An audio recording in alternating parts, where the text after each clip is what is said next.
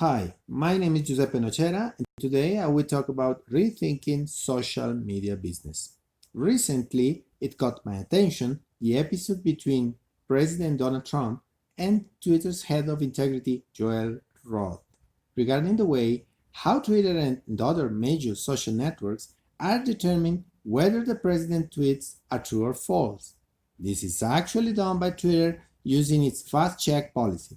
Many users, including me, have been suspended, penalized, openly blocked, or even silently shadow banned by the Bird network, where they seem to have the authority to label our content as policy violation or breaking the terms of services.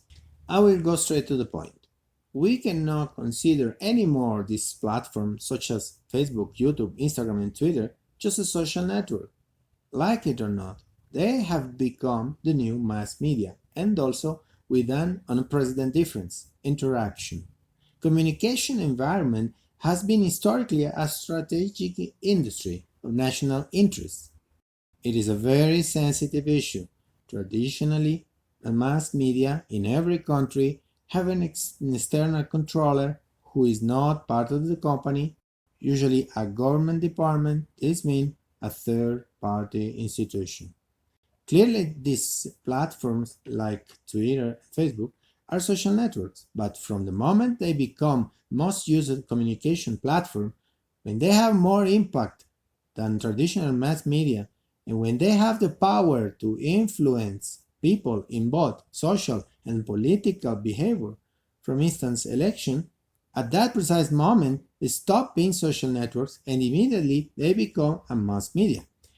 It does not make any sense from the perspective of justice, freedom of expression, conflict of interest, and much less from transparency point of view that this platform provides the service to the user and at the same time they have the power to decide whether the content is allowed to be visible or not.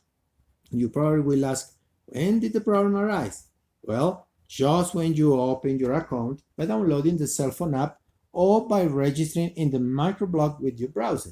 Why is that? During the process of creating the username, you will be required to accept a bunch of terms and conditions that usually nobody reads. At that point, they remove you from the jurisdiction of your country and they place you in a kind of virtual kingdom, a special jurisdiction that also set up some limits within the normal use of your own device. This seems unbelievable, but the truth is we accept that with the continue button without knowing to what we just agreed. In this virtual jurisdiction, the rules were not created by lawyers, but ironically, by programmers. Lawyers barely place the standard adjustment as in any contract, that is, the heading and closing part for acceptance.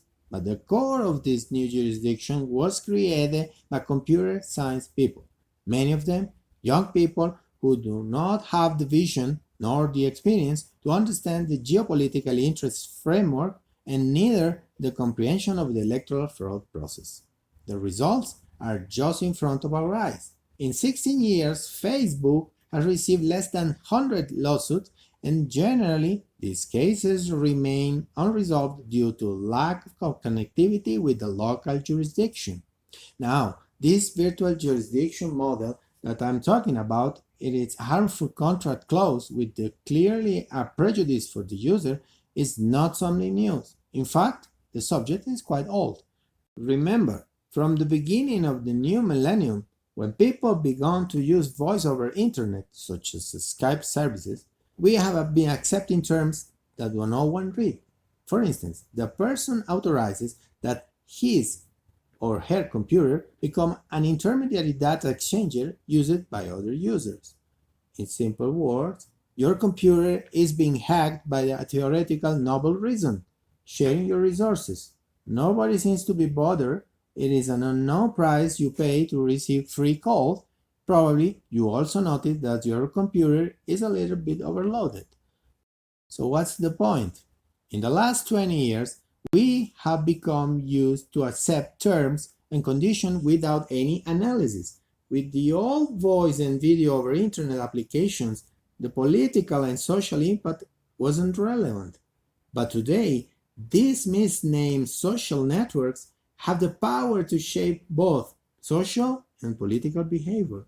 The special jurisdiction extends itself to the entire technological environment that we call smart TV, smart cars, and smart appliances, a concept that is booming around the world.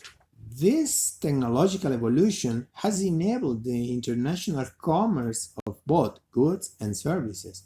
But we can have serious sovereignty problems if jurists and lawyers do not review in details this new techno-fascist constitution, such as community guidelines and the so-called terms of services.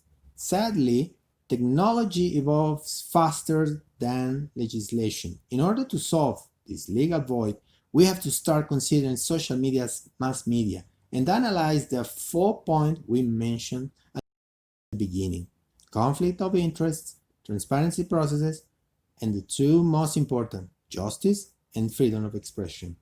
Thank you.